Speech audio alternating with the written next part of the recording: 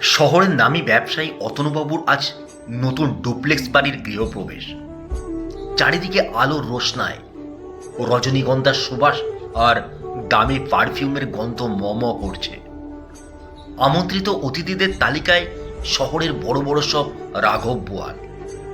অতনুবাবুর স্ত্রী শর্মিষ্ঠা দেবী আজ তটস্থ হয়ে তদারকি করছে। মেনুতে এলাই আয়োজন, পোলাও, চিংড়ির মালাইকারি, কচি পাটার ঝোল থেকে শুরু করে নোলের গুড়ের সন্দেশ। এমন সময় গেটের মুখে এসে দাঁড়ালেন এক বৃদ্ধ।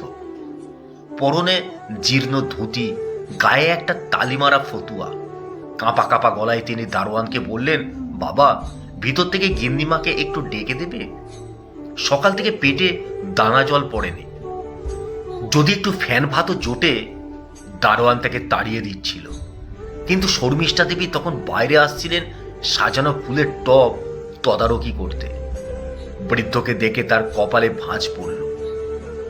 কি চাই আপনার? এখানে কেন এসেছেন? বৃদ্ধ বিনয়ের সাথে বললেন, মা, খুব খিদে পেয়েছে। ভেতর থেকে রান্নার যা গন্ধ আসছে তাতে পেটটা আরো জ্বলে উঠছে। একটু যদি কিছু খেতে দেন। শর্মিষ্ঠা দেবী বিরক্ত হয়ে বললেন, দেখুন বাবু, আজ বাড়িতে কত বড় বড় লোক আসবে। আপনি এই নোংরা জামা কাপড় নিয়ে গেটের সামনে দাঁড়িয়ে থাকলে লোকে কি ভাববে? এই নিন 20 টাকা, গিয়ে মোড়ের দোকান থেকে কিছু কিনে খান। এখন তো আসুন। বৃদ্ধ ম্লান হেসে বললেন, মা, টাকা দিয়ে কি হবে? এই রোদে শরীর আর চলছে না। একটু যদি বসতে দিতেন আর দুমুঠো অন্ন দিতেন। আরে আপত্ত, বললাম তো হবে না, যান এখান থেকে। শর্মিষ্ঠা দেবীর কর্কশ গলায় বৃদ্ধ আর কথা বাড়ালেন না। 20 টাকাটা তিনি নিলেন না। ধীর পায়ে রাস্তা পেরিয়ে উল্টো দিকের একটা ভাঙা পাঁচিলের ধারে গিয়ে বসলেন। বিকেল গড়িয়ে রাত হলো। অতনুবাবুর বাড়িতে তখন উৎসবের মেজাজ। কয়েকশো মানুষ খেলেন। প্রচুর খাবার নষ্ট হলো।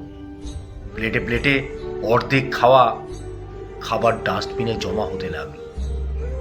রাত 11টা। অতনুবাবুর 9 বছরের মেয়ে তিনি চুপি চুপি রান্নাঘরে ঢুকল। সে অনেকক্ষণ ধরে জানলা দিয়ে ওই বৃদ্ধকে দেখছিল। সে দেখল মা খাবারের অপচয় দেখে কাজের লোকেদের বলছে, সব ফেলে দিয়ায় ট্রেনে, ফ্রিজে আর জায়গা নেই, কাল বাসি খাবার কেউ খাবে না। তিথি একটা বড় টিফিন বাক্সে যত্ন করে পোলাও, 2টো বড় মাছের টুকরো আর মিষ্টি সাজিয়ে নিল। তারপর মায়ের অলক্ষ্যে পিছনের দরজা দিয়ে বেরিয়ে গেল ওই পাঁচিলের ধারে। বৃদ্ধ তখন ক্ষুধায় প্রায় অচেতন হয়ে শুয়ে আছেন। তিথি তাকে ডেকে তুলল, দাদু, ও দাদু, ওঠো, তোমার খাবার এনেছি। বৃদ্ধ চোখ মেলে দেখলেন এক দেবদূতের মতো মেয়ে দাঁড়িয়ে আছে। তিথি নিজের হাতে খাবারটা খুলে ধরল। বৃদ্ধ গোগ্রাসে খেতে লাগলেন। তার চোখের কোণ দিয়ে জল গড়িয়ে পড়ল। তৃপ্তি করে খেয়ে তিনি বললেন, দিদি ভাই, আজ আমার মনে হচ্ছে সাক্ষাৎ ভগবানকে দেখলাম। তোমার মঙ্গল হোক। পিছন থেকে শর্মিষ্ঠা দেবী আর অতনুবাবু এসে দাঁড়িয়েছিলেন। তারা মেয়েকে খুঁজতে বেরিয়েছিলেন।